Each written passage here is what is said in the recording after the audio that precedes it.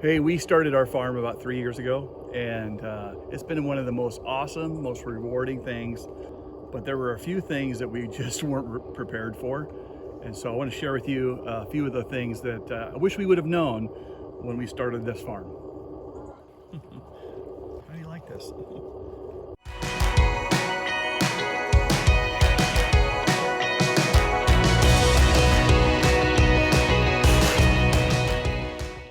The first thing is that people, I don't think, realize is when you're buying property, maybe they do realize it, is that all this stuff you're doing is done on the evenings and the weekends. You're probably going to be doing all your chores in the dark during in the winter time, or you're going to be doing it on the weekends and just every spare moment you have. It's important to have that income, from your regular job to be able to invest in your things on the property.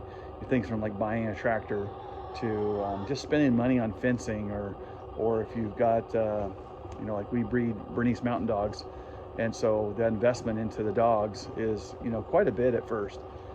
So like in this chicken coop, for example, when we built this, we had a dozen chickens, and I thought, man, it's going to take forever to recoup the money that I spent building that chicken coop. And that's probably true if you only have 12 birds like we started out with. But then, you build up and you suddenly 12 birds turns into 50 birds. And, and all of a sudden you realize, wait a minute, we actually are making a little bit of income off of this. And it does start to pay for itself after a while. The other thing that, just as far as the whole working two jobs, there's a certain part of you that has to have a little bit of grit. You kind of have to enjoy the process. You have to enjoy working the long hours, because you can't just expect to make an income when you're first starting out. If you're smart and you spend your money wisely, making good use of the resources you have, and then you find out what things you really like and what things are going well, what things seem to work on your farm, and then you kind of dive into those.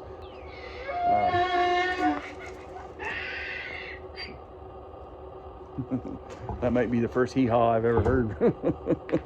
As far as what we have on our farm, we have the chickens, we have the pigs, we have the cows, we have the dogs, which is it's a farm dog, and it's a big part of what we do here at Mohawk Valley Farm. So it takes a while to, build up the stuff that you need to be able to have it produced for you. So that's the biggest thing. First thing would be you're going to be working two jobs, basically. So another one of the things that we weren't really expecting is there's a lot of disappointments. I remember the very first time we lost one of our first pigs. It was died in the heat. It got trapped in a place where it couldn't get water, and it was in the sun, and it just died. And we buried it on our property. And that was really hard. We've lost a few chickens to the dogs. We butchered several animals, and a lot of these animals were our very first. And Curly, what we just butchered a couple days ago, or a couple weeks ago, it was one of the first cows we bought. And we love getting the meat, and we love providing the food. But when you name your animals, it's sometimes not easy to butcher them. That just comes with being on a farm, and you get used to it a little bit. It's important for your kids to see that stuff and to be around it and know that it's not always cute little animal videos. There's some hard times. So yeah, disappointments is probably another big one. There's going to be a few casualties of war when you're doing this, but something to be aware of. Well, I'll give you a third one that was really a surprise to me. I had this dream of I wanted to, own property, raise my own cows, and some farm animals. And, really just the excitement was really high, and wanting to just kind of live that homestead life. There's this desire in me to be self-reliant, and to, I think with a lot of people that start a homestead, they want to be able to say that they could live on their farm without even having to go to the grocery store. There's an appealing part of that to a lot of guys, and I think a lot of girls too, but definitely there's a part of me that had these dreams of living this certain life. And one of the things I realized shortly after moving on the farm, that my family didn't necessarily have all the same dreams. You know, when we started doing this, we realized, you know, if we want to take a vacation, we got to find somebody to take care of the farm. I didn't realize the extent that our dreams would be different in that area. You know, Amy loves to go camping, and I do too. She would love to go to Hawaii for a week. I don't want to go to Hawaii for a week. I love the idea of just kind of like being home. I like the joy of living on the farm, and the work that's involved is my vacation. I'd rather do that than, you know, really pretty much anything else. And so there's a lot of things that I get excited about, and you know, that grit part of me comes out, and I want to see something work. I want to see something just come to fruition, and so but sometimes that gets in the way of some of the things that she wants to accomplish.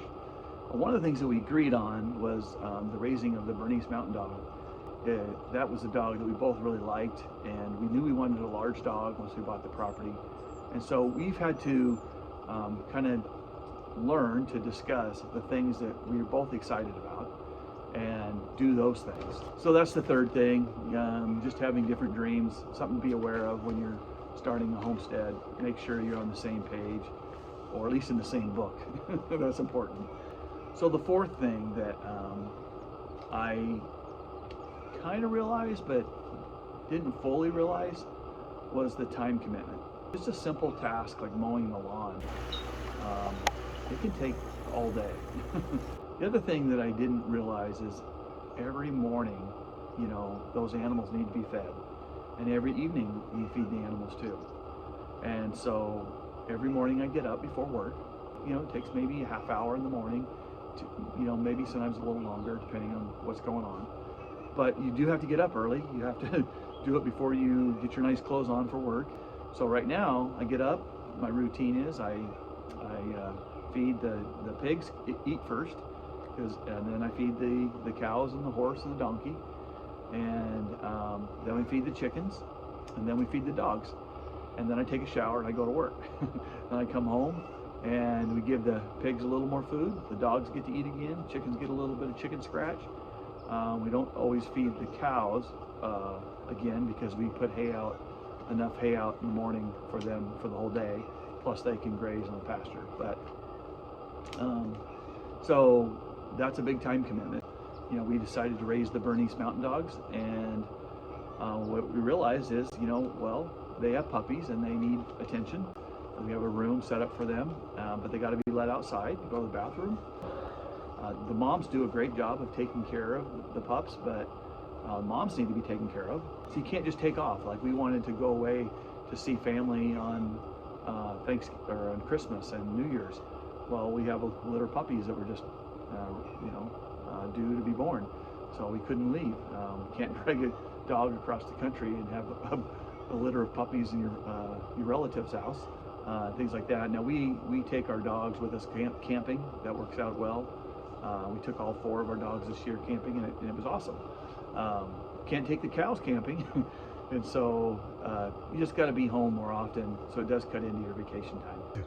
So that leads me to my 5th thing, and this is the one that Amy wishes she had realized prior to us buying this property and deciding to do this farming thing. What was the one thing, what would be one of the things on the farm that you'd be surprised about? What's one of the things that you should say everybody should be prepared for if they're gonna have a farm? I wasn't prepared for the amount of dirt that living on a farm. You have to be okay with having dirty floors, and you can clean them, but they'll be dirty again. And if you don't take your shoes off in the house, you know, before we wouldn't take our shoes off and it wasn't a big deal, because we'd walk from the car to on the sidewalk into the house and it wasn't that big of a deal. But now if we don't take our shoes off, there's chicken poop on the floor. There's just a lot of dirt, a lot of mud. We have the dogs that we have a nice big backyard. Well, in the wintertime it gets muddy, and they track.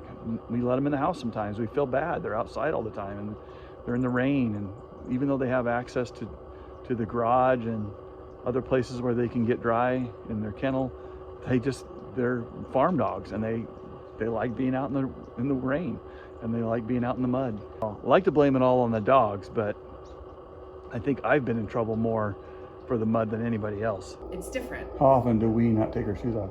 We never take our shoes off. You take your shoes off. We, meaning you, never take your shoes off. The kids and I take our shoes off. I spray them off. Yeah. Chicken poop, pig poop, cow poop, horse poop. There's a lot of poop when it comes to farming. We call it mud, but it's not just mud. So that's a big surprise, something to get used to, something you have to adapt to, things you have to do to make it work.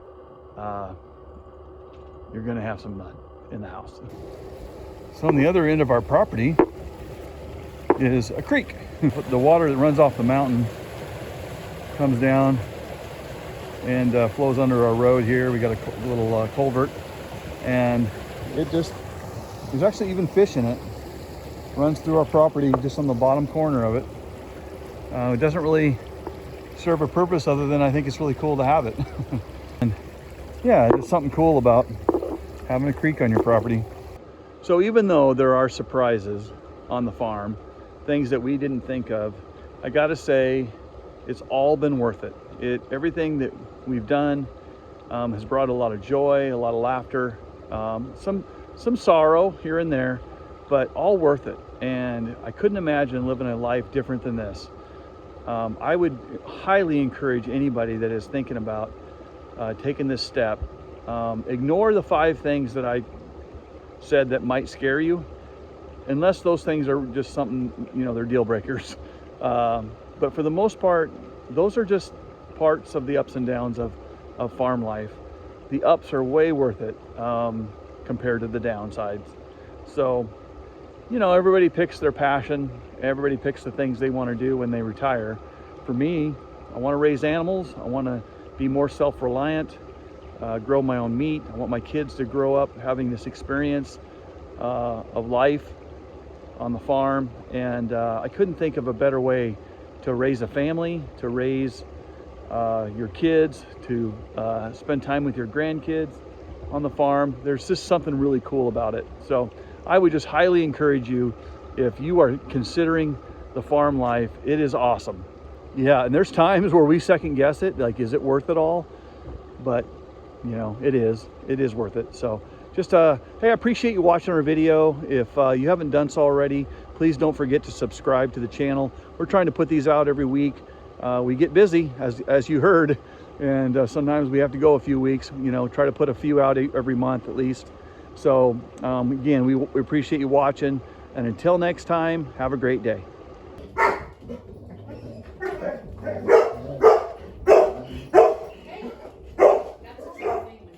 Come here.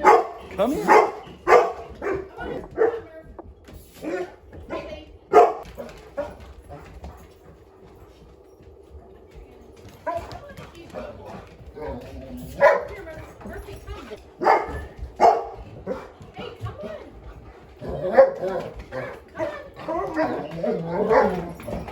He's trying to get him to go outside. The only thing they love more than their water is the cat's water.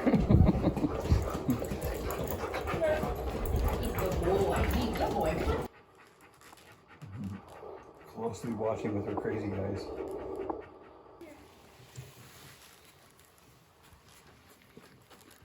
Really bad diarrhea. Oh. Like, squirting out. She came out here and she was like frantic, and she went to that door. So luckily, I was here. I let her outside and then she peed like 15 times.